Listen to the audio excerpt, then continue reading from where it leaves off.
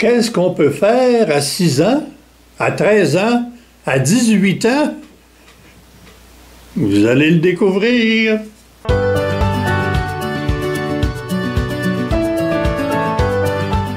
En considérant le passé, on constate qu'il y a des âges qui sont marquants plus que d'autres.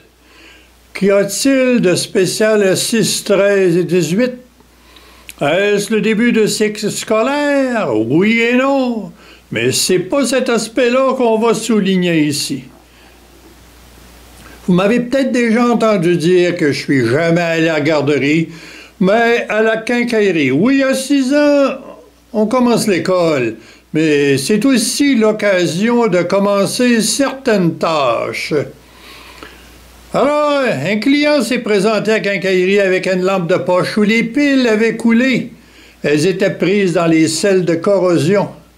Je me mets à la tâche, gratte avec un petit tournevis, dégage des piles et je frotte les contacts. Avec des piles neuves, la lumière revenue. Première tâche réussie. C'est ce que Dewey appelait « learning by doing ». À 13 ans, c'est le début du cours classique. Mais j'approfondis mes connaissances en électronique.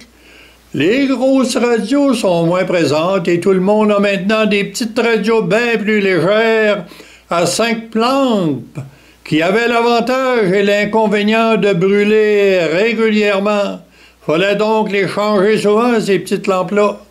Donc la demande pour la réparation était très très forte.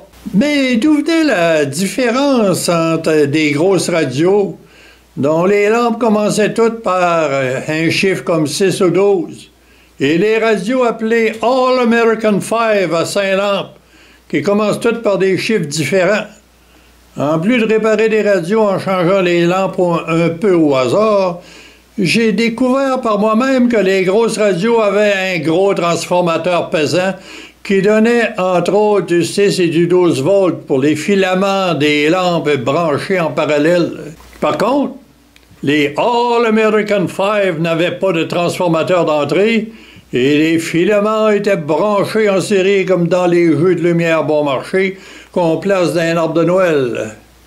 J'avais alors additionné les 2 premiers chiffres de chaque lampe et j'ai trouvé 121, ce qui est parfait pour le courant américain et canadien à 120 volts. Encore là, du learning by doing. À 18 ans, j'avais déjà appris bien des choses comme la géométrie analytique, mais je pouvais pas prévoir que j'aurais à l'enseigner à l'envers. Vous avez vu le grillage tantôt, là? Je vais vous le remontrer. Ah, c'est ça, le grillage. Je l'ai construit pour vous montrer tout ça.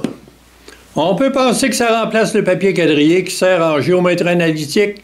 C'est vrai, mais c'est pas complet. Je vais vous expliquer ça. On était encore à l'époque où les religieuses s'occupaient des hôpitaux. Certaines d'entre elles étaient aussi cloîtrées et infirmières. Dans le parloir des visiteurs au couvent, il y avait un grillage qui séparait les sœurs des visiteurs, à peu près de la grosseur de mon modèle que je viens de construire.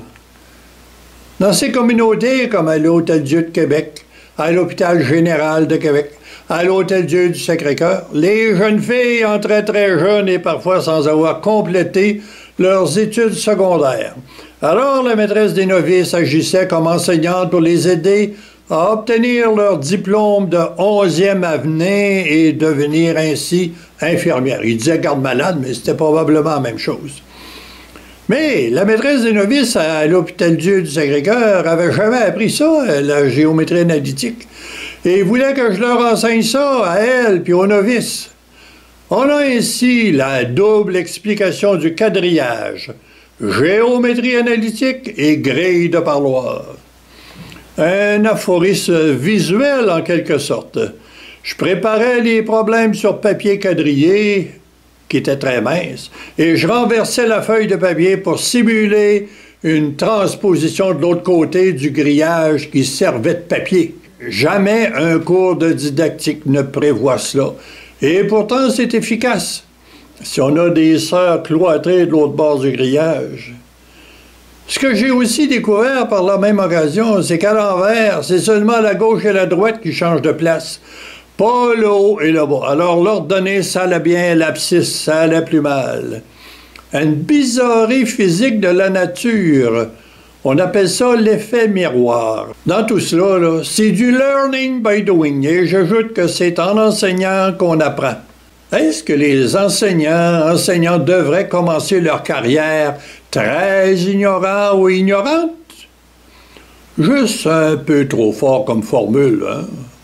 Disons seulement qu'on peut toujours apprendre, même à 80 ans, si on a commencé bien jeune. La grosseur des batteries ordinaires, c'est CD. Tout comme les bonnets de brassière. Coïncidence ou transfert psychologique ou moyen mnémotechnique.